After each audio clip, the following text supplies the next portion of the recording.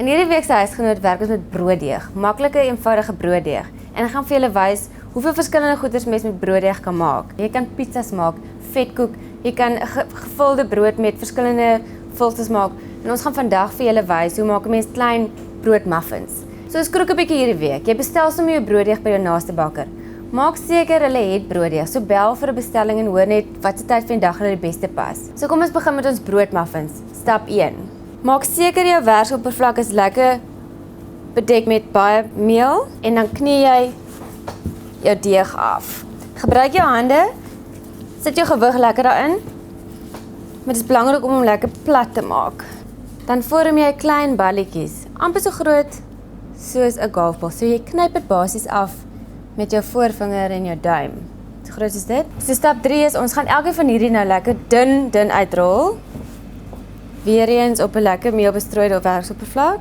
Jy gaan dit rol in 'n tipe van 'n sirkel. En as jou deeg vas sit in die rolstok, bedek dit net weereens met lekker bietjie meel. Okay, so die volgende stap is jy nou 'n lekker uitgerolde sirkel.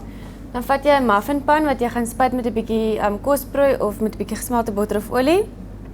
Dan voer jy nou elke holte uit met hierdie stukkie deeg. So die volgende stap is om jou uitgerolde deeg sirkels te vul.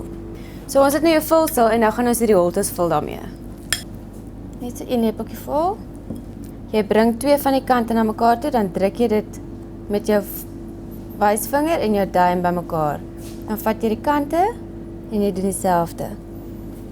So jou pakkies is gevorm, hulle is toegeknyp en hulle is nou reg. So nou moet jy dit vir so 20 minute laat rys op 'n warm plek. Moet dit nie direk in die son sit nie. Dit moet net lekker bietjie warmer as kamertemperatuur wees. Hulle het nou klaar gerys vir so 20 minute. En nou gaan jy elkeen van hierdie broodjies smeer met 'n bietjie gesmelte botter. Nou gaan jy dit in 'n voorvoete oond bak van 180 grade Celsius vir omtrent so 20 tot 30 minute of tot goudbruin en dan is dit reg om te eet.